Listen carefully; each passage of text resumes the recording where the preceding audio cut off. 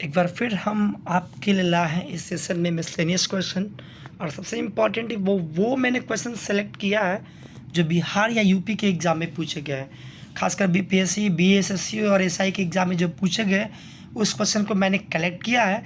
चलिए बिना समय गवाए हाईएस्ट पढ़ते हैं जी के अंडर 360 में मिसलेनियस क्वेश्चन। सबसे फर्स्ट जो क्वेश्चन है वो पहला क्वेश्चन है कि सिंधु सभ्यता के लोग किस वस्तु के उत्पादन में सर्वप्रथम थे। क्वेश्चन क्या है कि सिंधु सभ्यता के लोग किस चीज़ के उत्पादन में सर्वप्रथम थे। ऑप्शन ए कपास, ऑप्शन बी जौ, ऑप्शन सी गेहूं या ऑप्शन डी लोहा। देखिए इसका जिसने भी राइट आंसर टिक किया है ए कपास वह राइट आंसर है। अब कहेंगे कि गेहूं जौ भी, हाँ बिल्कुल गेहूं जौ मिला सिंधु सभ्यता में, लेकिन लोहा एक ऐसा धातु है जो सिंधु सभ्यता में नहीं मिला। तो याद रखेंगे इसका राइट आंसर क्या होगा ए। देखिए क्वेश्चन कंफ्यूज मत कीजिए। क्वेश्चन पूछ रहा कि उत्पादन सर्वप्रथम था, सबसे ज़्यादा जो उत्पादन वो करते थे किस चीज़ का थे, ये कपास के मामले में या फिर कपास के उत्पादन में सर्वप्रथम थे। ठीक है, आइए अगले क्वेश्चन की तरफ बढ़ते हैं। अगला क्वेश्चन है कि किस शासक ने पाटलिपुत्र नगर की स्थापना की। बहुत इंपॉर्टेंट है। Option A Ashoka, B Udayan, C Ajatashatru या डी बिंदुसार। देखिए इसका जो जिसने भी राइट टिक आंसर जिसने टिक किया बी वो राइट आंसर है उदयन। देखिए थोड़ी सी कहानी सुन लीजिए कि एक्चुअली यह जो है मान लेते हैं कि ये गंगा नदी को मैंने बना दिया और गंगा नदी के इस तरफ जो क्षेत्र था वो वैशाली था।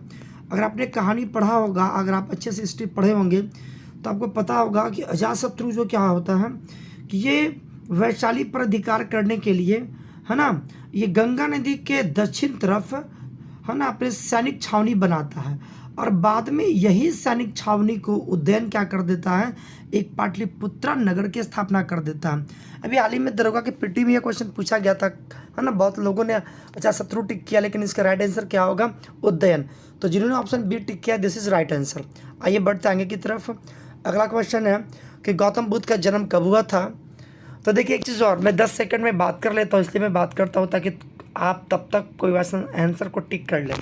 चलिए इसका राइट आंसर होगा ऑप्शन ए 563 ईसा पूर्व। ठीक है, आगे की तरफ बढ़ते हैं।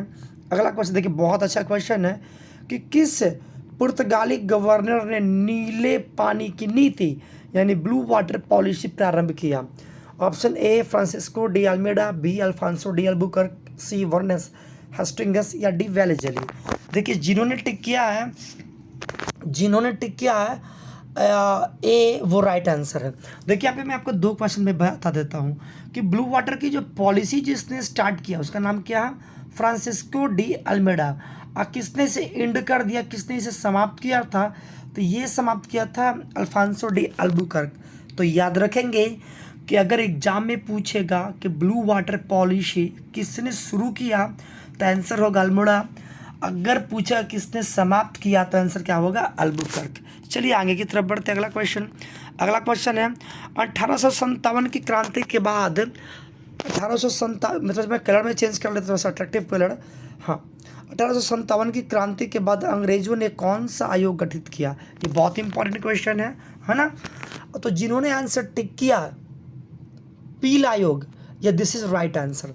अब पील आयोग के बारे में आपको पढ़ना चाहिए। देखिए 1857 की क्रांति से पहले तक 1857 की क्रांति से पहले तक जो भारत में जो सैनिक हुआ करते थे ईस्ट इंडिया कंपनी की या कह सकते हैं अंग्रेजों की, ये 5:1 था। यानी एक अंग्रेज पर एक किस पे, एक इंग्लिश सैनिक पर 5 इंडियन सैनिक थे, 5 भारतीय थे। कितने थे, भारतीय थे। लेकिन आफ्टर ऑल जब यह पील आयोग का गठन हो जाता है तो पील आयोग के गठन के बाद इसने रिकमेंडेशन दिया कि अनुपात घटाया गया और यह अनुपात घटाकर 3:2 कर दिए गए और जो सबसे ज़्यादा जो प्रभावित था वो 2:1 रखा गया। देखिए आगे पीछे कन्फ्यूजन नहीं कीजिएगा। पीला आयोग के रिकमेंडेशन के बाद क्या हुआ कि जो 3 भारतीय पे 2 अंग्रेज सैनिक या फिर जो काफ़ी ज़्यादा प्रभावित क्षेत्र थे, खासकर अपना जगदीशपुर वगैरह जो क्षेत्र है ना, लखनऊ वाले क्षेत्र थे, बहुत फैजाबाद वाला क्षेत्र बहुत प्रभावित था। तो यहाँ पर हर 2 भारतीय सैनिक पर एक सैनिक क्या हो गया, रखा गया अंग्रेज का। साथ ही साथ भारतीय जो भी भारतीय थे, ये बहुत इंपॉर्टेंट है, इसको जो मैं लाइन में आपको बोल रहा हूँ वो याद रख लेंगे। ये VVI है ना। पहला क्वेश्चन तो आप पहला तो लाइन तो ये याद कर लो कि ये जब 1857 की जब क्रांति हुई थी तो उस समय जो कैनिंग, कौन, मैं फिर से मिटा के मैं लिख देता हूँ, क्या नाम मैंने बताया, कैनिंग, है ना। तो कैनिंग जो थे वो भारत के क्या थे, गवर्नर थे उस समय ईस्ट इंडिया कंपनी के, कैनिंग, है ना, याद रखेंगे कैनिंग। और ऐसे कर जब विद्रोह के समय क्या हुआ, हो गया ना कि इलाहाबाद को आपातकालीन मुख्यालय गया बनाया गया। अब बोलेंगे ऐसा क्यों, दिल्ली क्यों नहीं, तो आपने पढ़ा होगा कि दिल्ली में भी क्या विद्रोह था, तो ये बहुत इंपॉर्टेंट है एक चीज़। और सैनिक के मामले में याद रखिएगा कि पील आयोग के रिकमेंडेशन के बाद तोप खाना, क्या, तो तोप खाना जब पूर्ण रूप से यूरोपियन सैनिकों को दे दिया गया। पहले तोप खाना पे जो भारतीय सैनिक विवाह करते थे, लेकिन पील कमीशन के रिकमेंडेशन के बाद तोप खाना क्या हो गया, भारतीय सैनिकों को दे दिया गया। चलिए आगे की तरफ बढ़ते हैं। तो जिसने भी आंसर टिक किया है D, this is right answer. अगला आते हैं फिर 1857 की क्रांति से क्वेश्चन है कि 1857 की क्रांति के विद्रोह का नेतृत्व बिहार से किसने किया। अगर आपने बीपीएससी का एग्जाम दिया होगा तो लगातार ये क्वेश्चन हर साल पूछा गया है, पिछले एक दो बार नहीं आया क्वेश्चन। तो इसका राइट आंसर क्या होगा, ऑप्शन ए बाबू कुंवर सिंह या बाबू वीर कुंवर सिंह, है ना। तो जिन्होंने राइट आंसर टिक किया ए, या बिल्कुल सही जवाब है। आगे की तरफ बढ़ते हैं। बहुत देखिए बहुत अच्छा क्वेश्चन मैं लाया हूँ आपके लिए। क्वेश्चन है कि निम्नलिखित में से कौन महात्मा गांधी के दांडी मार्च के एकमात्र सहयोगी बिहार से थे। बहुत अच्छा क्वेश्चन है कि जब महात्मा गांधी ने दांडी मार्च स्टार्ट किया, याद रखेंगे कब स्टार्ट किए थे महात्मा गांधी दांडी मार्च, तो ये साबरमती आश्रम से स्टार्ट किए थे। और 12 मार्च को, कब, 12 मार्च को इन्होंने दांडी मार्च स्टार्ट किया था। फिर इसी दांडी मार्च के बाद क्या होते हैं कि नमक कानून को भंग करते हैं, है ना। फिर चलिए क्वेश्चन पे बात है। क्वेश्चन कर रहा है क्या कि दांडी मार्च में कौन एकमात्र सहयोगी बिहार से शामिल थे। तो जिन्होंने आंसर टिक किया सी, वो राइट आंसर है कारो बापू। इनका पूरा नाम क्या था, इनका नाम तो पूरा नाम था गिरिवर्धर, क्या नाम है, गिरिवर्धर लाल चौधरी, या फिर सॉरी गिरिधर लाल चौधरी, ऐसे करके नाम है, उर्फ कारो बापू के नाम से जानते हैं। और एक चीज़ और नहीं जानते हो तो याद रखेंगे, जो कारो बापू जो थे वो बिहार के किस ज़िले के थे, तो ये बिहार के दरभंगा ज़िले से एकमात्र व्यक्ति थे। अगर आपसे एग्ज़ाम में पूछ ले कि महात्मा गांधी के दांडी मार्च में बिहार के एकमात्र किस ज़िले से सहयोगी शामिल हुए थे, तो दरभंगा टिक कीजिएगा। अगर व्यक्ति का नाम पूछे तो कारो बापू उर्फ कारो बापू इनका उर्फ में नाम है, रियल नाम इनका क्या था, गिरिवर्धर लाल चौधरी। आइए आगे की तरफ बढ़ते हैं। 8वां क्वेश्चन है, बहुत अच्छा क्वेश्चन है कि बंगाल के विभाजन के विरोध में कौन सा पर्व यानी फेस्टिवल मनाया गया था। यह क्वेश्चन भी बीपीएससी में पूछा गया था, पीटी में। और क्वेश्चन है बिहार में ऐसा पूछा गया था कि बंगाल विभाजन के विरोध में कौन सा यहाँ पे फेस्टिवल मनाया गया था और कहाँ मनाया गया था, ये क्वेश्चन था। तो देखिए जब बंगाल विभाजन की जो घोषणा होती है ना, घोषणा के बाद फाइनली जो होती है 16 अक्टूबर को बंगाल का विभाजन कर दिया जाता 1905 में, है ना।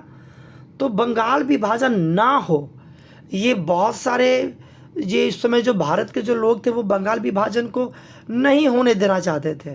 तो ऐसे कंडीशन में बंगाल विभाजन को रोकने के लिए बंगाल विभाजन के विरोध में रक्षाबंधन मनाया गया। क्या मनाया गया, रक्षाबंधन फेस्टिवल। और ये कहाँ मनाया गया था, तो ये भी कमाल का क्वेश्चन है, ये भी दरभंगा क्षेत्र में मनाया गया था, ये भी आप याद रखेंगे। अगला क्वेश्चन आते हैं कि लोह रक्त की नीति किस सुल्तान ने चलाया था। तो option A Alauddin Khilji, B Mohammad bin Tughlaq, C Iltutmish, या डी बलबन। तो देखिए याद रखेंगे इसका जो राइट आंसर जिन्होंने टिक किया Balban, this is right answer. क्या होगा इसका राइट आंसर, क्या होगा, डी। अब लोह रक्त की नीति क्या आती है समझिए, अगर आप नहीं जानते हैं तो। अगर जिस किसी ने भी, अगर बलबन यानी दिल्ली के जब सुल्तान था जो बलबन, अगर जिस व्यक्ति ने भी बलबन के विरोध में अगर कुछ भी षड्यंत्र रचा तो उसकी पूरी फैमिली को, पूरे परिवार को लोह मतलब जेल, कहाँ पे पकड़ के कहाँ पे भेज दिया जाता था, जेल में। कहाँ पे, जेल में। और रक्त की नीति थी कि जो षड्यंत्रकारी रहता था उसकी क्या कर दिया जाता था, हत्या कर दिया जाता था, उसे मार दिया जाता था, या यूँ समझे कि उसका गर्दन काट दिया जाता था। यानी लोह मतलब कि उसके पूरे परिवार को आजीवन जेल में डाल देना, और रक्त मतलब जिस व्यक्ति ने षड्यंत्र किया उसे क्या कर देना, उसकी हत्या कर देना। चलिए आगे की तरफ बढ़ते हैं। अगला क्वेश्चन, तो जिन्होंने टिक किया option D this is the right answer. आगे की तरफ बढ़ते हैं। बहुत अच्छा क्वेश्चन। देखिए यह क्वेश्चन में भी दरगाह के पीटी में हाल ही में पूछा गया है कि किसने फरवरी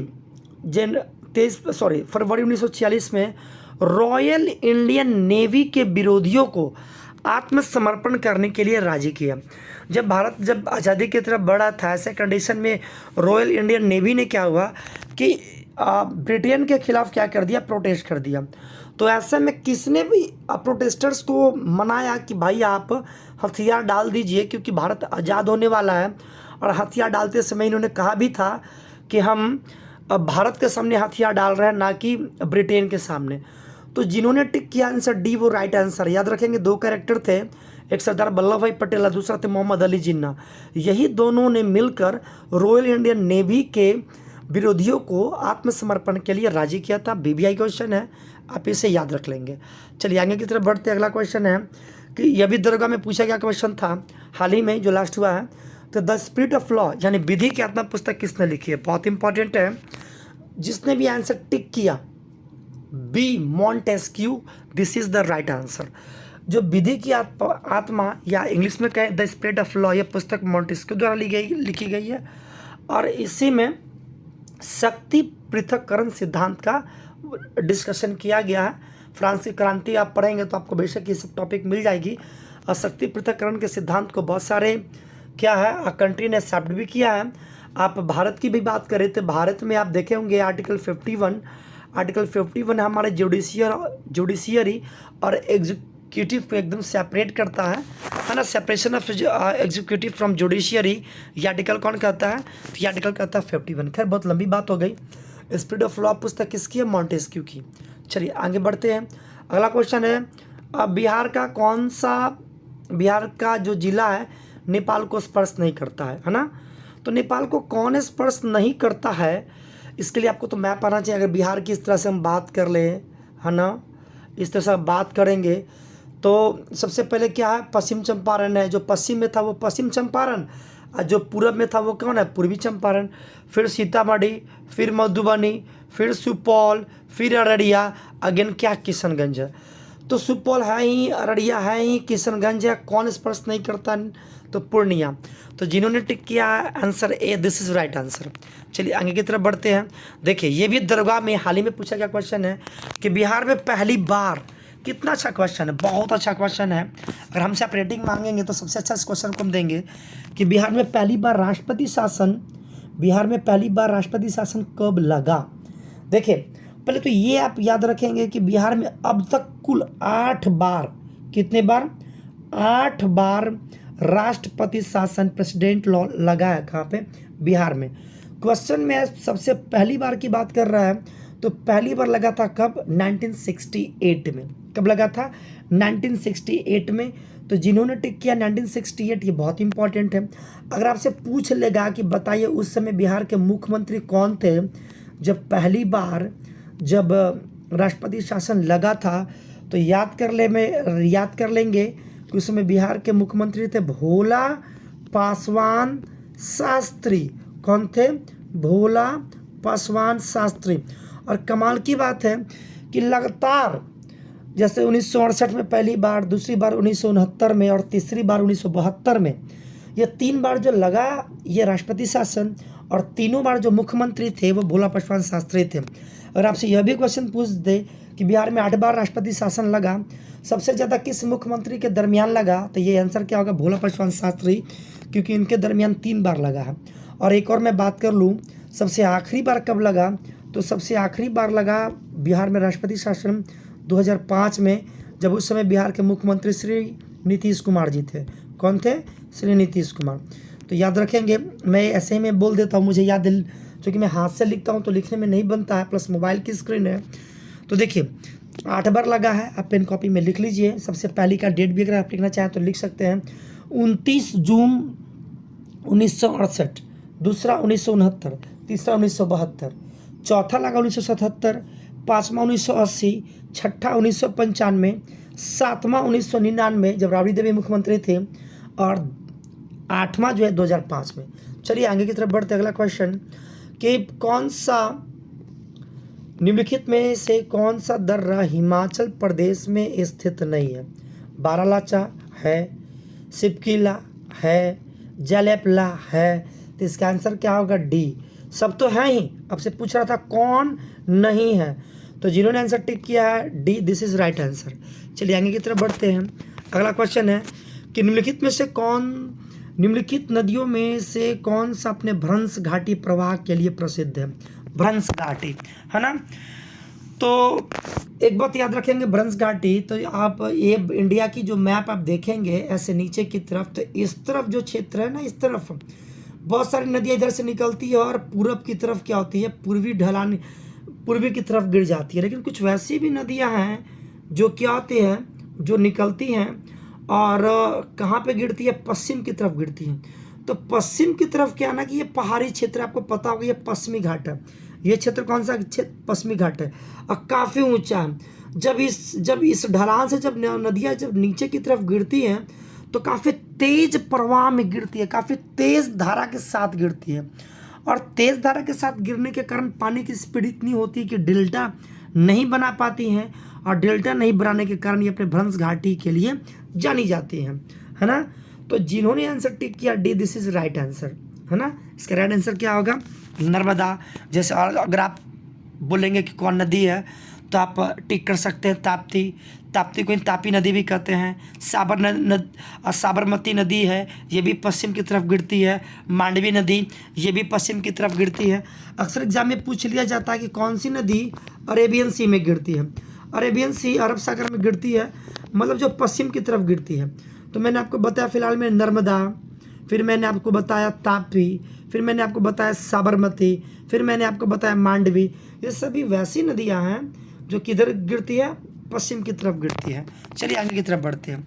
अगला क्वेश्चन है, भारत में ऊर्जा का मुख्य स्रोत क्या है? बहुत अच्छा क्वेश्चन, ये भी एग्जाम में पूछा गया क्वेश्चन है। अब आप कहेंगे कि आणविक, तो मैं कहूँगा गलत। आप कहेंगे जल विद्युत, मैं बोलूँगा गलत। आप बोलेंगे सौर, भारत सरकार सोलर एनर्जी को प्रमोट कर रही है, मैं बोलूँगा गलत। इसका राइट आंसर क्या? तापी है। नहीं जानते हैं तो याद रखेंगे कि आज भी इंडिया में 60% से ज़्यादा जो बिजली का उत्पादन होता है, हम तो कहेंगे कि अभी भी 60 to 70% जो बिजली का उत्पादन होता है वो कोयले से होता है। यानी भारत में अभी भी ऊर्जा का जो मुख्य स्रोत है वो कौन है? तापी है, याद रखेंगे। अगला क्वेश्चन, फिर बहुत अच्छा क्वेश्चन आया कि भारत में सर्वोत्तम श्रेणी का संगमरमर किस स्थान में पाया जाता है? आपको पता होगा कि इंडिया में जो संगमरमर आते हैं, है ना, वो कहाँ से आते हैं? राजस्थान से। कहाँ से आते हैं? राजस्थान से। तो देखिए राजस्थान का जो मकराना क्षेत्र है वो अपने काफ़ी बेहतरीन संगमरमर के लिए काफ़ी फेमस है। तो आपसे पूछा सर्वोत्तम श्रेणी का, तो यहीं से आता है, कहाँ से? मकराना से। जिन्होंने आंसर टिक किया सी, दिस इज राइट आंसर। आगे बढ़ते हैं कि किस संसदीय समिति को प्राक्कलन समिति का जुड़वा बहन कहा जाता है? ये बहुत इंपॉर्टेंट है, बहुत अच्छा क्वेश्चन है, तो सोच लीजिए। जिन्होंने इसका आंसर टिक किया लोक लेखा समिति, दिस इज राइट आंसर। देखिए लोक लेखा समिति और एक और होता है लोक उपक्रम समिति, इस दोनों में 22 मेंबर होते हैं। कितने होते हैं? 22 मेंबर होते हैं। इस 22 मैं लोक लेखा समिति, है ना, और लोक उपक्रम यानी पब्लिक अंडरटेकिंग कमेटी की बात कर रहा हूँ, जो लोक से स्टार्ट है। ये वित्तीय कमेटी है, इसमें 22 सदस्य होते हैं, जिसमें से 15 सदस्य लोकसभा से और 7 सदस्य कहाँ से?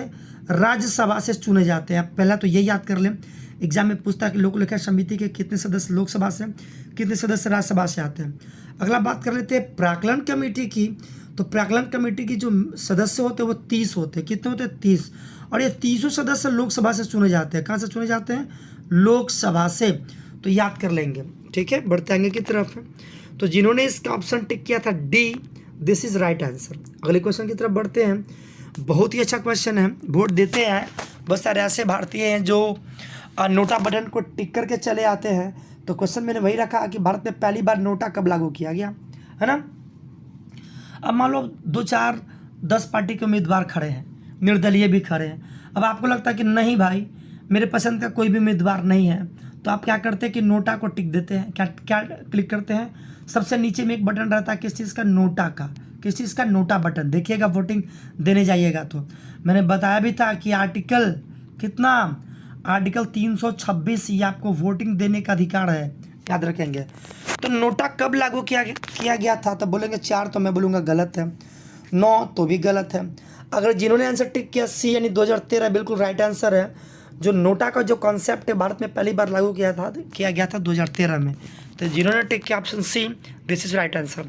आगे की तरफ बढ़ते हैं कि कौन सही, निम्नलिखित में से कौन सही सुमेलित नहीं है ना। अंतर्राज्य परिषद होता है वो, है ना। तो अंतर्राज्य परिषद 1990 बिल्कुल सही है। केंद्रीय सतर्कता आयोग 1964 सही है। राष्ट्रीय मानवाधिकार 1993 बिल्कुल सही है। तो देखिए इसमें से कोई गलत नहीं है। तो जिन्होंने आंसर टिक किया D, this is right answer. याद रखिएगा कि अंतर्राज्यीय परिषद का स्थापना 1990 में हुआ है। केंद्रीय सतर्कता आयोग यानी वही सेंट्रल विजिलेंस कमीशन की बात कर रहा है, तो ये 1964 में, और राष्ट्रीय मानवाधिकार 1963 में। तो राइट आंसर इज डी। आगे की तरफ बढ़ते हैं। बहुत अच्छा क्वेश्चन, साइंस का क्वेश्चन है कि गर्मी के दिनों के दौरान मिट्टी के बर्तन में रखा पानी ठंडा हो जाता निम्नलिखित प्रवृत्ति के कारण, यानी किस प्रवृत्ति के कारण। देखे होंगे कि जो मिट्टी के घड़ा में जो पानी या मिट्टी के बर्तन में जो पानी रखते हैं वो पानी कैसा हो जाता है, ठंडा। तो विसरण के कारण या वाष्पोत्सर्जन के कारण या ऑस्मोसिस के कारण या फिर वाष्पीकरण के कारण। तो देखिए जिन्होंने आंसर टिक किया D, this is right answer. ये एग्जाम में पूछा गया है, बहुत अच्छा क्वेश्चन, इसे आप याद कर लेंगे कि वाष्पीकरण मैंने बोल दिया था, वाष्पोत्सर्जन। राइट आंसर होगा डी, वाष्पीकरण, है ना। तो वाष्पीकरण के कारण ही जो मिट्टी के घड़े या मिट्टी के बर्तन में जो पानी रखते हैं वो ठंडा हो जाता है। ठीक है, आगे की तरफ बढ़ते अगला क्वेश्चन कि मानव शरीर के किस अंग को शरीर का रासायनिक कारखाना कहा जाता है या रासायनिक कारखाना कहा जा सकता है ना। तो याद रखें कि रासायनिक कारखाना किसे कहेंगे, तो जो भाई अपने पास कुछ केमिकल्स रखता हो, जो खतरनाक केमिकल्स हो उसको बाहर करने की क्षमता रखता हो, जो एब्जॉर्ब करने की क्षमता रखता हो। तो ये जो क्वालिटी होती है ना, ये लीवर के पास होती है। किसके पास होती है, यकृत के पास होती है। और इसी गुण के कारण यकृत यानी लीवर को क्या कहते हैं हम लोग, शरीर का रासायनिक कारखाना कहते हैं। पढ़े भी होंगे कि कुछ तत्व को लीवर अपने पास रख भी लेता है ना। तो जिन्होंने आंसर टिक किया B, this is right answer. आगे की तरफ बढ़ते हैं। देखिए बहुत अच्छा क्वेश्चन है। पेरिस ओलंपिक 2024 में भारत किस पायदान पर रहा, यानी फाइनली जब खत्म हो गई पेरिस ओलंपिक तो सभी कंट्री जितने जो मेडल जीते उस मेडल के आधार पर रैंक दिया जाता है। और आपसे पूछा जा रहा है कि भारत का रैंक क्या रहा 2024 में। देखिए मैं एक चीज़ मैं पहले बता दूं कि मैं आपको करंट अफेयर का मैं सेशंस लाने वाला हूं। करंट अफेयर्स के जो भी इंपॉर्टेंट टॉपिक होंगे सब मैं बताऊंगा अलग से वीडियो में। अभी मैंने यहाँ पे 2 क्वेश्चन मैंने मिक्स रखे हैं, साइंस का 2 क्वेश्चन, करंट अफेयर्स से भी। तो खैर यहाँ पे बात करते हैं पेरिस ओलंपिक में भारत किस पायदान पर रहा, तो भारत का रैंक क्या रहा 71। तो जिन्होंने टिक किया right answer 71, this is right answer, है ना, बी। आगे बढ़ते हैं। अगला क्वेश्चन है कि 2028 में अगले ग्रीष्मकालीन ओलंपिक की मेज़बानी कौन करेगा। बहुत अच्छा क्वेश्चन है, BBI है कि अगला जो ओलंपिक होने जा रहा है वो 2028 में होगा। और ये ग्रीष्मकालीन ओलंपिक कहते हैं जो अभी चल रहा है, ये कौन सा देश इसका मेज़बानी करेगा, ऑस्ट्रेलिया या USA या मिस्र या भारत। ऑस्ट्रेलिया तो नहीं है, भारत भी नहीं करने वाला है। राइट आंसर क्या है, USA अमेरिका। और अमेरिका के कहाँ पे, तो लॉस एंजल्स में। कहाँ पर रहा है, लॉस एंजल्स में। तो जिन्होंने टिक किया answer B, this is right answer. देखिए बात आ गई मिस्र की, तो मैं आपको चीज़ें बता दूं। एक कमाल की बात है कि 2030 के बाद यानी 36 में, है ना, अगला वैसे 28 के बाद 32 में होगा। तो मैं बात कर रहा हूँ 36 या 2040 की। काफ़ी ज़रा या ऐसा कयावत लग रहा है कि 2036 का जो ओलंपिक होगा वो मिस्र आयोजित करेगा। और आपको पता है कि मिस्र अफ्रीका कंटिनेंट में है। तो अफ्रीका कंटिनेंट में कहाँ पे, अफ्रीका कंटिनेंट से मिस्र अगर मेज़बानी करता है तो यह पहला कंट्री होगा।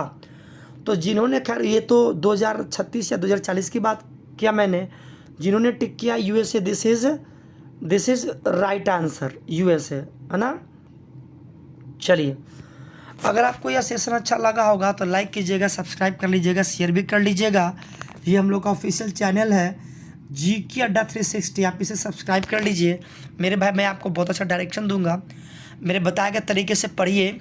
बेशक आपका दरोगा में रिजल्ट 100% रहेगा, मेरी बात को बस आपको मानना होगा, है ना, क्योंकि बहुत ज़रूरी है स्टडी करना और प्रॉपर वे में स्टडी करना। चले ऐसे ही वीडियो के साथ मिलते हैं अगले वीडियो में, तब तक के लिए गुड बाय। और अपने दोस्तों में अगर वीडियो अच्छा लगा होगा तो शेयर कर दीजिएगा। अगर आप चाहते हैं कि कोई आपका दुश्मन हो तो आप उसको भूल के भी मेरा वीडियो शेयर नहीं कीजिएगा। ठीक है, मिलते हैं अगले वीडियो में, तब तक के लिए गुड बाय।